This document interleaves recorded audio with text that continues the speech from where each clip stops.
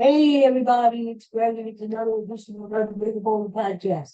It's Monday, April 29th. Beautiful warm day here in Pennsylvania, up to 88 degrees. Like summertime. Well, not happy with the but sports wise and everything. So we're going to talk all about it. Before we do, the Patriots Saints on this fine podcast. Come on, Stora. There he is. In all this glory. And as I said, not a real tape, not real campers. That's all. And our new friend Coco is around here somewhere. He's floating around, and of course I have snacks with him, just like I do for all my there he is. He heard the snacks and he came and running. Hello, Coco. Say hello to everybody. And speaking of dogs, how about that piece of trash? What's her name? Kristen Bone, the whatever her name is, the governor of South Carolina. Oh, she's peddling this new book that she wrote. And I won't even give it the title, the time of death. Yeah. To go snack for herself. I got this dog who's only 5 months old and he's well trained and stuff. So, yeah, stuff. I don't know. Just like the Budstoners. What a piece of garbage. Yeah, she's writing her stupid book about how she had a dog named ticket, a hunting dog who didn't want to hunt. And then instead of giving it away to a shelter, to a family that needed a pet, right, needed a home, she took the dog to a gravel pit and she shot it. What the hell is that? Huh? She shot the damn dog. Is this the kind of person, Trump is sticking down to the vice president? That's the kind of person who let a heartbeat away from running this damn country. This makes me pissed off because you know how I feel about dogs and raising dogs and any kind of animals, like creatures, especially now, as we all know, there's a goose down in Alabama, broke the jaw, so shot him with a pellet. We did that brother. I wonder if Christy Noble really good in Alabama, huh? That's that, huh? And matches up the connection. But what a piece of trash. She's trying to promote this stupid book. And of course, she tried to give a flimsy explanation yesterday, blaming it all on the dog, not herself. Instead of saying, 20 years ago, shot the dog and she did it. I've learned my lesson now, blah, blah. Instead, she blames it on the dog. She said, well, the dog couldn't hunt, the dog couldn't do this, the dog couldn't do that. Poor Cricket was murdered, killed, is hopefully a dog he hasn't worked out. And this witch, we'll call her a witch, this witch, is there blaming the dog, won't even take responsibility. I tell you what, I wasn't going to vote for her anyway. No way. You know how I feel about Trump, sleepy dog, But if he picks her on the ticket, no freaking way. No way. Now, what's funny? All these other people who are trying to be his vice president, like Carrie Lake and all of a sudden, they're showing up in pictures with dogs. They're jumping on her. They're jumping on. It's beautiful to see, isn't it? They all have dog pictures. How much they love their dogs. That makes me sick, though. You know what? Don't take the dog out and shoot it. What the hell's wrong with her? She deserves all the criticism that she's getting. That's all I gotta say about her. Hey, did you hear about this cicada thing? I heard about this on the news. So what's happening is, those cicadas, they come out every so often and they're really noisy kind of creatures. Well, apparently unprecedented this summer, there are 2 different species of cicada. You say cicada, I say cicada, tomato. Let's call the whole thing off. Anyway, the only cicada I know is John Cicada. That's the only one. Whatever happened to John Cicada? I don't know.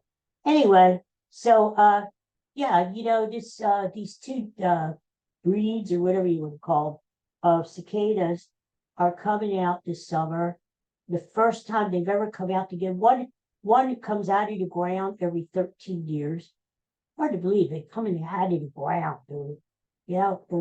And the other breed is coming out every 17 years. Well, they haven't been out together, like joining forces, like Batman and Robin or something, in since 1803, when Thomas Jefferson was the freaking president. Can you believe that? So the people down south are already going crazy with them because they're all coming out already. People down there are saying, calling police, thinking it's sirens. These buggers are loud. Like they say they're like when they both get together, they're like airplane jets or something. I don't know. So the cops down south are trying to reassure the people. They're saying, don't worry, they don't bite, they don't sting, they won't kill you. They just make a hell of a lot of noise. And the people down there are calling cops saying, do something about it. Duh. There are like trillions and trillions and trillions of these damn cicadas coming out. What the hell are the cops going to do? Right? What is anybody going to do? I mean, they made a good point on the news this morning. They said they're like zombies, Think about it. Somebody ought to write a horror story, maybe I will, of cicadas taking over the world. Like they come out every 17 years, but this time they don't go back. Good. Anyway, so this summer, the parts of the country, not everywhere, the parts of the country are going to get swamped with cicadas. And so that's something to look forward to the summer, huh? What else is going on? Oh, you know what? Did you hear about this guy? Actually, I was watching this game. I was actually watching this game when this coach, Bill Fitch, of the Minnesota Timberwolves, who swept out the Phoenix Suns. Those Phoenix Suns suck, don't they? Whatever happened to them? There you go, little fella. Oh, he's sleeping now. I guess he doesn't want one. Whatever happened to the Phoenix Suns? Devin Booker, Kevin Durant, Bradley Beal, just because you have all these superstars, these individual talents, doesn't mean that you have a team. Lesson learned. And now they're stuck. Boy, are they screwed. They have no first round draft picks until 2031. And they are so locked into these contracts. There's not much wiggle room that they can do. So, but all these players, they might want to jump the ship. Kevin Durant's done that before. Devin Booker would say, I had enough of this crap. And they might going to fire the coach. They're all going to want to jump the ship a few weeks. So anyway, my point is, while the game was going on, one of the Timberwolves players crashed into the coach who was standing on the sidelines. Couldn't get out of the way in good time. Coach went down to the feet. We ended up tearing the patellar tendon in his right leg. That's the tendon that connects the kneecap to the shin bone. The kneecap's connected to the shin bone. The shin bone's connected to the thigh bone. The thigh bone's connected to the leg bone. That's the way of the room. Anyway, this guy's hobbling and he's, I don't know. Now the Timberwolves aren't playing for another week. Yeah, maybe he'll get surgery, or maybe he'll coach on crutches or something. Who knows? Anyway, that was kind of weird to see that happen. You don't see that happen every. Right, regular Coco, Katie Coco, whatever you name. There he goes. Little ball energy. Oh, I gotta tell you about this Wally Gator. Did you hear about Wally Gator? Wally Gator is this, they call him the support alligator. He's like, he was exploding all over the internet back in 2022 because this guy, stop it, what the hell? This guy had an alligator, a support alligator. I don't know. He claims that he gives him support when he's anxious. The alligator does. He doesn't bite. He cuddles, and he's like a little kitten. And anyway, so Wally, his claim to fame, this guy tried to bring him into a Phillies game. I think it was last summer, and on a leash. He had the alligator on a leash, and the Phillies denied entrance. And this guy wanted to sue the Phillies. Well, he's my support animal. Yeah, right. Like, I'm going to bring a support Gila monster in the game, something like that. Good thing I wasn't down there, because I go to quite a few games. Good thing I wasn't in line and looked down to see an alligator next to me. And I don't want that at the ball game. Anyway, Wally Gator ended up, to make a long story short, going to the Flyers game, the hockey game, and was hanging out with Gritty during the game. During the weekend, this guy and Wally were visiting friends in Georgia, and somebody stole Wally Gator. Yes, they think it happened sometime between 4 a.m. and 7 a.m. Apparently, they had an enclosure with a pen down there for Wally. I guess he doesn't sleep with this guy, even though he's a quote unquote support gator. Somebody stole the game. Well, that's stupid. I mean, down south, they all these poachers and stuff, why take the gator down there? They eat gators there. Don't they eat gators or something? I don't know. Anyway, so they're checking all around there, they call the police, like as if the state police don't have enough to do. They're out looking around for the gator. It's going to say, how do you tell the support gator of a regular gator rodent? Well, the support gator is the one with the hardest. Anyway, right, Coco? He's like, what the hell are you talking about? So, maybe Wally broke out himself. Maybe Wally said, I had enough of this shit. I want to get out and go with my fellow alligators in the swamp.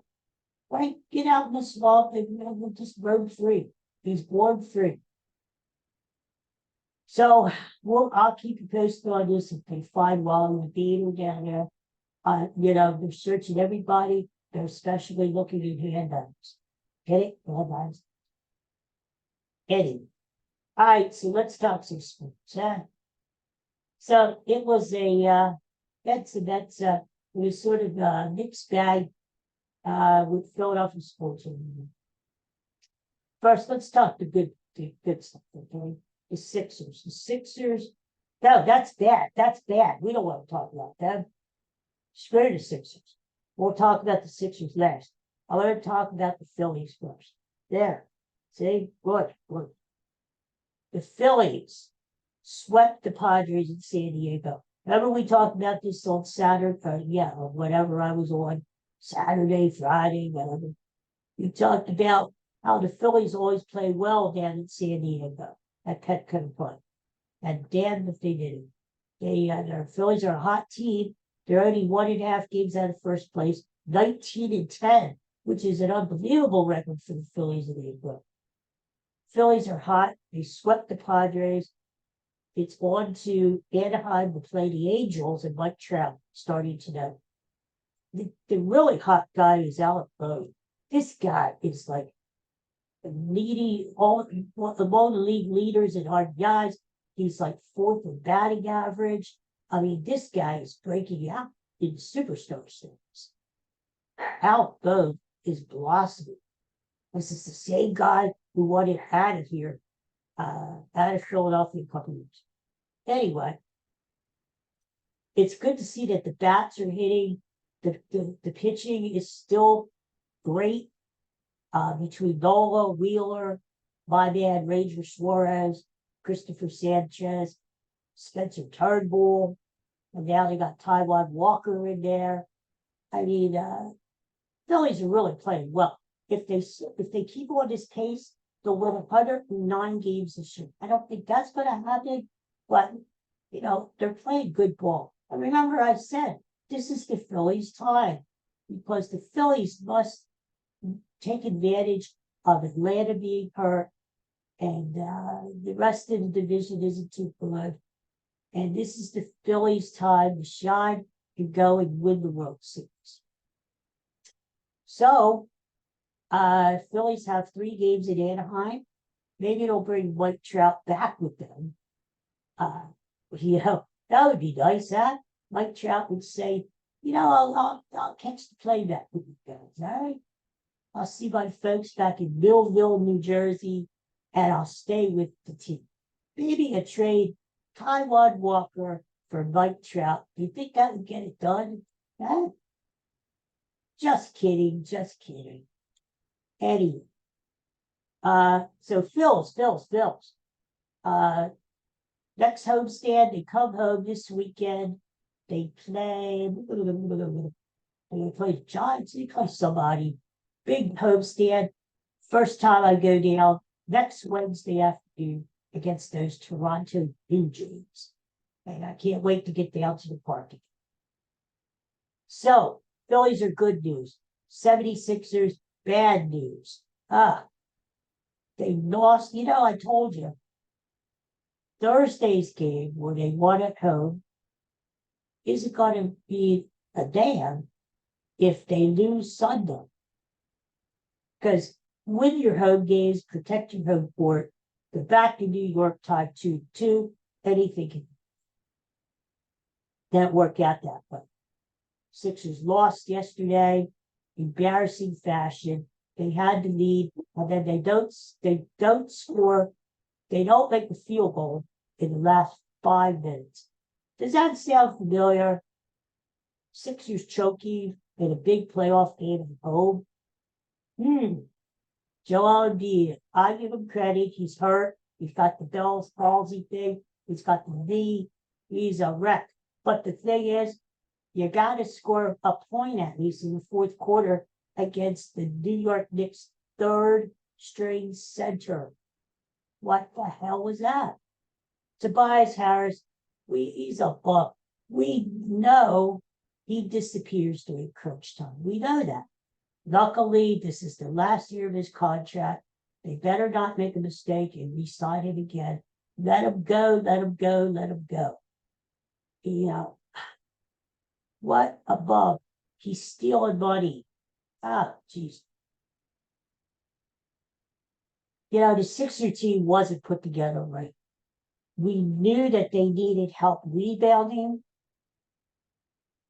They've been killed all year on the boards. The Knicks are killing them on the glass.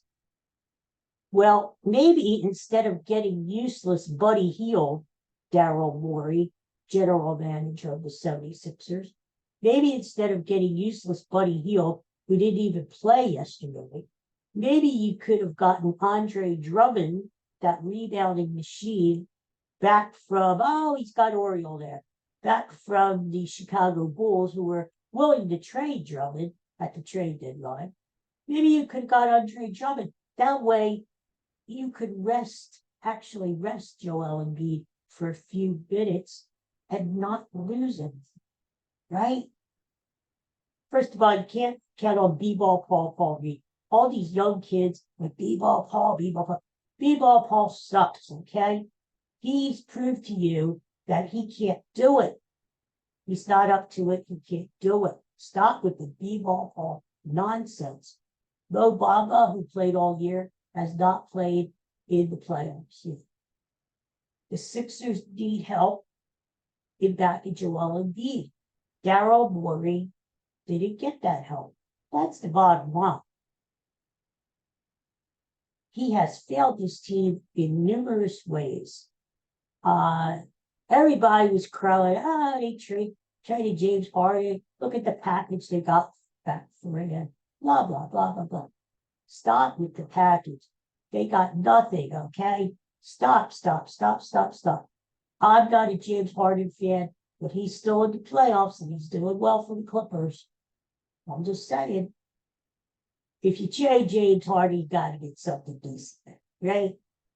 And the problem is Daryl Morey did not get something decent for James Harden. That's everybody is complaining about. There were more Knicks fans at the game yesterday than Sixers fans. Even Joel Embiid was moaning and groaning after the game. Oh, I love our fans, but I'm disappointed. I'm disappointed. You know what? Joel Embiid, stop. Shut up already, okay? It's not the fans' fault. Number one, if the Sixers were playing well and actually had a chance at the championship, maybe these fans would not sell them tickets. That's what's happening. The Sixers are putting tickets on the third market, and New York fans, they must have a lot of money to come down to Philly, pay the exorbitant amount of tickets. Actually, the tickets down here are cheaper than they are up at Madison Square Garden. So they're all coming down here and they're loud. We know what New York fans are down here. We've seen them at the Eagles games for the Giants and the Jets. We've seen them at Phillies games for the Mets. They're obnoxious and they're creeps. But if you're going to put tickets on the secondary market, if the season ticket holders are going to sell their tickets, and I don't blame them, they want to get some money back. They want to get some money back from being season ticket holders. And some may say, well, why be season ticket holders if you're not going to go to the playoff games? Give me something to go to the game for, right? Actually, give me a chance to win, right? I don't blame the fans. I blame the organization. The Sixers organization stinks, okay?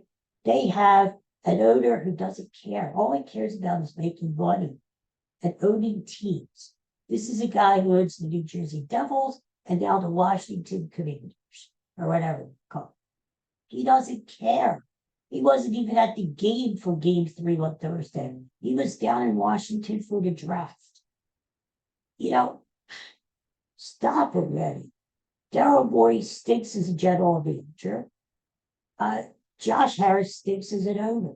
They're only in it to make money, and they don't give a rat's ass whether they win or lose, and they don't care about the fans. Stop, Sixer fans. Wise up already. You went to the games during the tanking in the process here when the Sixers were trying to lose on purpose. That still blows my mind. You supported the team like dopes, and now Joel Embiid is throwing you under the bus, just like he does with his teammates. Oh, I'm disappointed in the fans. It's not the fans' fault, okay? You don't see the fans selling their tickets for Eagles playoffs games. You don't see the fans selling their tickets for Phillies playoff games. Why? Why not? Because they know that the Eagles and Phillies actually have a friggin' chance to win. The Sixers don't, because this team was put together poorly. That's the bottom line. So the Sixers go back to New York on Tuesday. Are they going to put up a fight and try to bring the series back to Philadelphia on Thursday? Or are they going to lay down like dogs? Sorry, Coco. And roll over like dogs like they did last year in Boston. I wouldn't be surprised. They get up there, they get down, that crowd is like wild, crazy, and the Sixers just roll over like dogs. Right? Go, roll over, boy. He doesn't even move. So we'll see, right? But it looks like the Sixers are going to be knocked out, not in the second round this year, the first round. Somebody has to go. I would fire Daryl Morey. You got to give this Nick Nurse line. Not impressed. Joel Embiid played every minute of the second half of the game. Why? Because no one else could play. other than Joe or me. So every time he leaves the game, they go downhill. So I don't even want to talk about it. I don't want to talk about it. It makes me sick. So we'll see what happens on Tuesday. I don't have my hopes and pies. I'm already looking for the Phillies. All Phillies. Okay, and the last thing I want to talk about is the Eagles. What a draft they had this year. Huh? A draft. They got 2 quarterbacks with their first 2 picks, which they needed to do because the secondary sucks. And they got 2 quarterbacks. That was cool. And then they got some wide receivers, including the guy who was 6'6". He reminds me a little bit of Harold Carmichael. Cheers. Excuse me.